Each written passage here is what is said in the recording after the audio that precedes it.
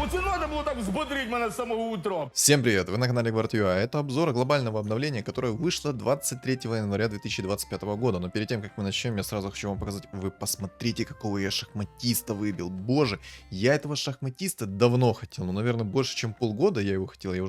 Я на стримах даже говорил, что я хотел такого шахматиста. Поэтому, ребят, must-have шахматист. Все, давайте вот в комментарии просто пишем Грац, Грац, Грац и еще раз Грац, еще раз, Раш.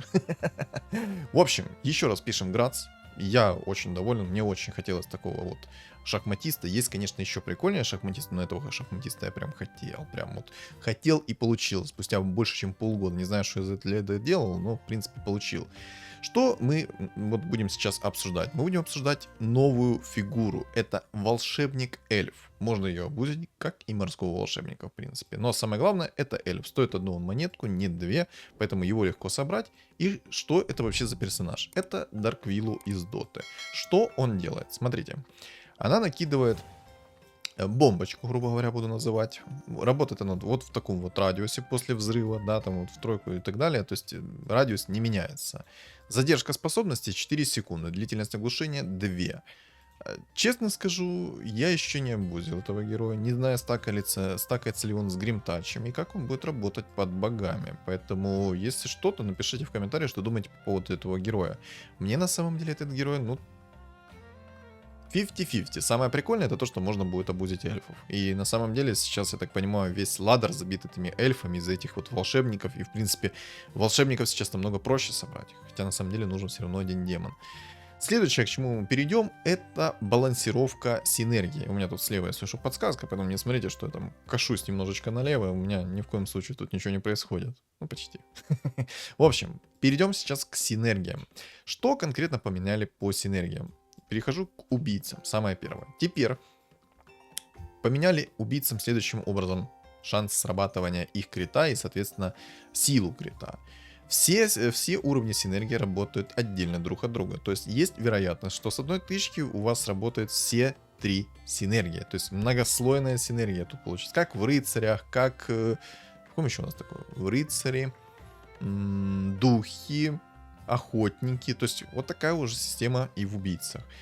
Ну, в принципе, вы можете сами тут прочитать, что здесь как-то поменяли. Тут 15% шанс на первый уровень синергии обычной атаки, 300% урона.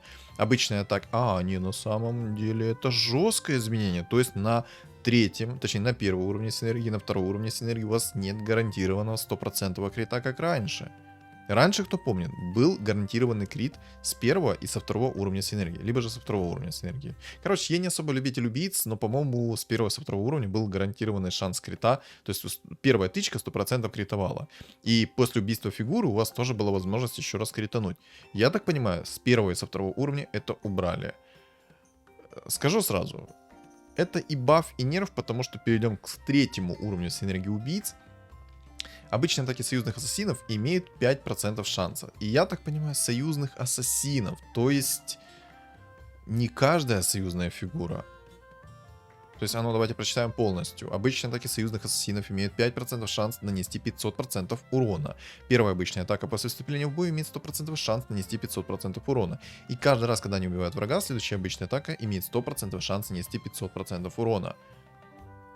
А работает ли это на первый и второй уровень синергии? Ребят, кто играл на убийцах, напишите в комментах, работает ли первый и второй уровень синергии с третьим уровнем синергии. Как я понимаю, ну как мой мозг понимает о том, что это многослойная синергия сейчас, то работает только третий уровень синергии.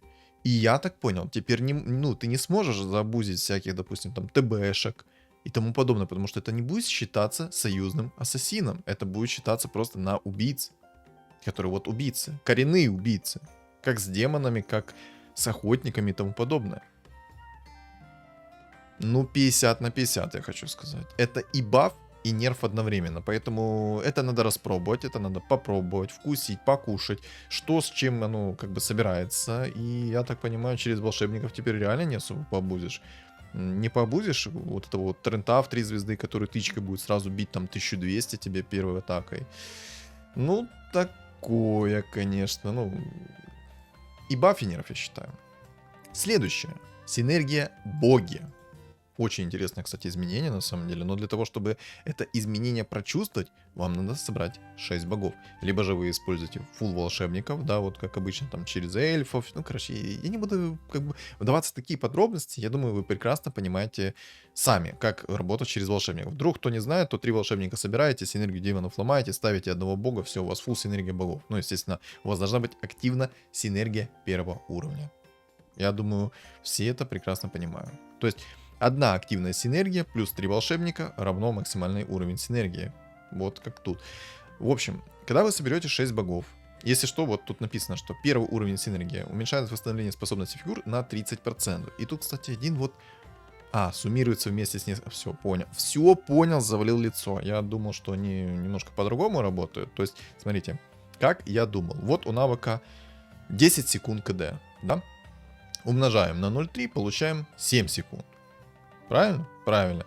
И я думал, что от этого значения второй уровень синергии тоже пересчитывается, получается 0,7 еще умножается на 0,3. Тогда бы это был немножко нерв. А так, на самом деле, это не нерв, потому что это суммарно все будет работать.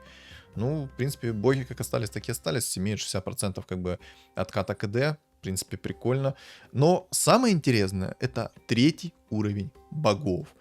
Когда все союзные фигуры используют навыки, включая навыки экипировки, самое важное, ребят, навыки экипировки, это уменьшает текущее время восстановления их активных навыков и активных навыков экипировки на 20%. То есть ваши предметы откатываются быстрее после их использования, это раз. Во-вторых, способность тоже еще быстрее откатывается. То есть на 60% у вас и так будет уменьшено, у вас идет там КД, активировалась способность, и это КД уменьшилось на 20%. То есть у вас было 10 секунд КД, да, после использования способности, активировался какой-то предмет, либо навык, то на 20% упало еще. То есть у вас станет 8 сразу секунд КД. То есть каждый раз будет отниматься после использования какой-то способности, либо навыка и тому подобное на 20%. Это прикольное изменение, это крутое изменение, на самом деле. Прикольное изменение. Вот просто лайк.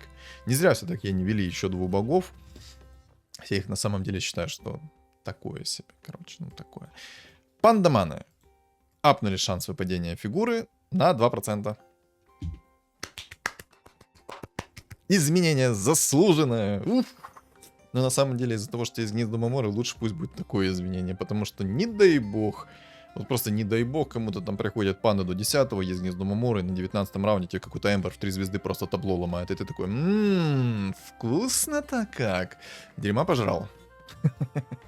В общем, ну, бафнули и бафнули. Не знаю, насколько это, конечно, хорошо, потому что шанс 8% на любую фигуру из той же расы, которая есть на столе. То есть вам все чаще может упасть тот же самый Зевс, Темпларка, Свен, не дай бог, конечно, потому что не дай бог кому-то до 10-го раунда упадет Свен, и вы в гнездо Маморы его закидываете, все, там будет торва. Финита ля комедия. Также поменяли синергию волшебников. Синергию волшебников поменяли следующим образом. Теперь это не работает на друидов. Вообще ни в каком образе, никак. Вот не работает. Если вы думаете, даже 2 волшебника работают, нет, не работают. Никак. Ни в какую. Все. Забудьте. Теперь волшебников вы можете не абузить с друидами, потому что это не работает. Круто, тупо. Но самое жесткое изменение, на которое я хочу просто плюнуть в лицо разработчикам. Клан Гриттеров.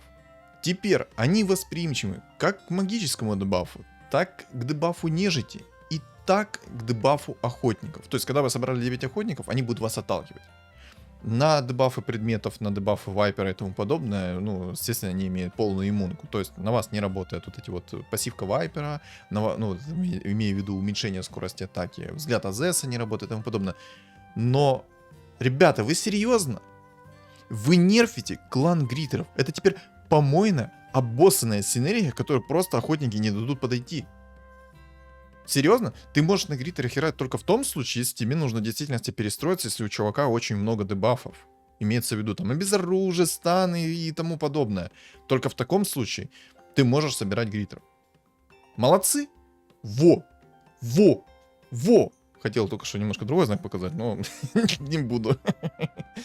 Перейдем теперь к предметам. Ну, про Гриттеров у меня задница сгорела. Просто сгорела и все. Перейдем к предметам. Хорошо, забытое старое, это отличное новое. Апнули Некромикон, теперь у вас есть 100% шанс получить призванного юнита, еще одного дополнительно. Класс, да?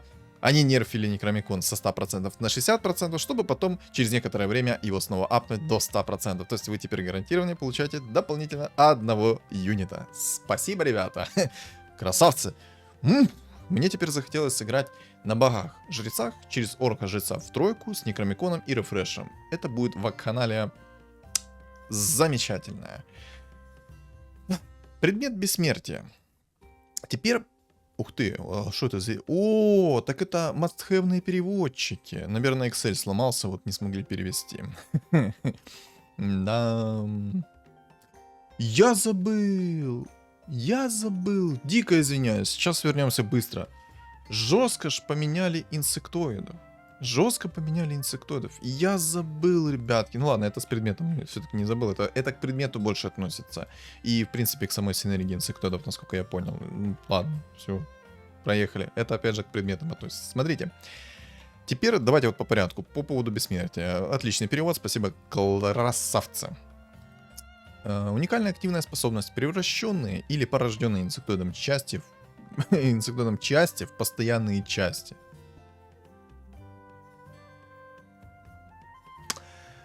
Наверное, все-таки лучше начать было с сердца, но ладно, я продолжу. Инсектоиды теперь временно перерождаются, они теперь не постоянные, как и множество суммонов, они тоже теперь не постоянные, а временные. У них есть определенное количество времени, сколько теперь живут, как инсектоиды, когда переродились в свою другую форму, да.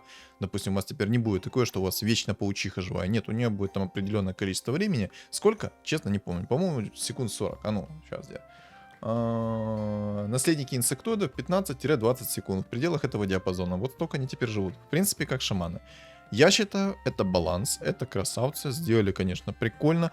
Но вот эта вот шмотка дает на постоянку. То есть, вас убили с этой шмоткой, переродился юнит, он будет постоянный.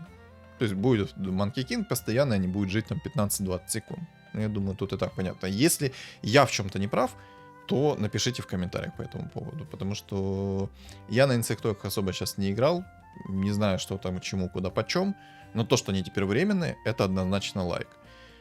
И теперь самое главное, как вы уже поняли из выше, то, что я говорил, инсектоидов жестко нерфанули.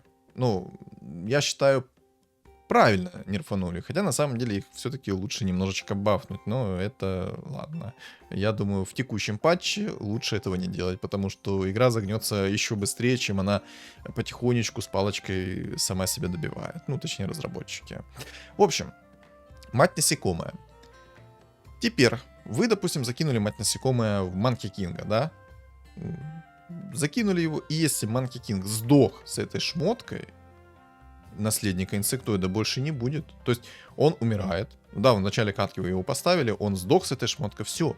Если вы думаете, что в дальнейшем из какого-то дубликата переродится инсектоид Monkey King, спешу вас огорчить. Нет, теперь такого не будет.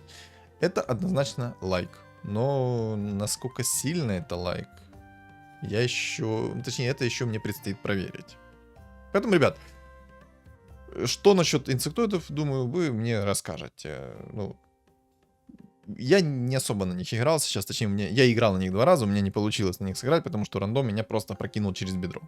Ладно, хрен с ним, напишите в комментариях, что думаете по поводу нерфа инсектоидов. Я считаю, что заслуженный нерф именно в текущем патче. Заслуженный, однозначно лайк за такой нерф. Но за Некромикон я орнул просто, ну молодцы. И добавили, самое главное, это новый режим. Вернуться, поностальгировать в 2019 год, как только вышла игра. Тут все как в 2019 году. Вот, насколько я понял. Я тогда не играл. Не могу утверждать, что именно так все было на выпуске этой игры. Поэтому режим такой. Забавный. Зайти поностальгировать, поиграть на мете, вынести всех и вся. Множество тут синергий нет. То есть нет каких-то там богов, волшебников, инсектоидов. Ну и, в принципе, все вот как так. как-то так, больше особо ничего не поменяли. Ну добавили, конечно, что еще шмотка падает теперь как на 10-м, так и на 15-м раунде. Там, короче, с мобов на 15-м раунде падает зеленая шмотка. Зеленый сундук плюс упадет в конце раунда белый сундук, белое упадет что-то. Ладно. И на 10-м раунде с мобов упадет белая шмотка. Сказать, что это какой-то супер лютый баф, нет, не скажу. Я на всякий случай сейчас еще раз просмотрю это объявление. Понял, посмотрел. Кайф. Где мой там телеграм-канал? Сейчас быстренько, ребята, быстренько, чтобы я не пропустил ничего. А то у меня там на втором мониторе подсказка, она такая маленькая, что ничего как бы не видно. Также в магазине доступны теперь ежедневные награды. Не знаю, сколько они будут длиться по времени, там может месяц-два, может это вообще на постоянку сделали. Если, конечно, на постоянку, это какая-то щедрость невиданная. А как же выкачать денег побольше с людей, а? В общем, в разделе, где палец вверх, заходите, получаете 1000 печенек. Как бы вкусно, да, спасибо. 10 шоколадок. И раз в неделю можете получить еще 20 шоколадок.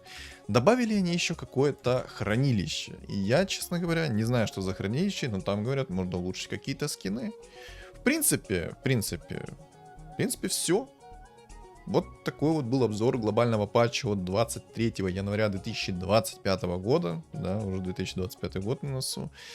Что думаете по поводу этого обновления? Что думаете по поводу этого обзора? Пишем в комментарии. И не забываем оставлять свои лайки в поддержку этого ролика, и чтобы он пошел дальше в массы, чтобы как можно больше людей видело обзор на глобальный патч 23 января.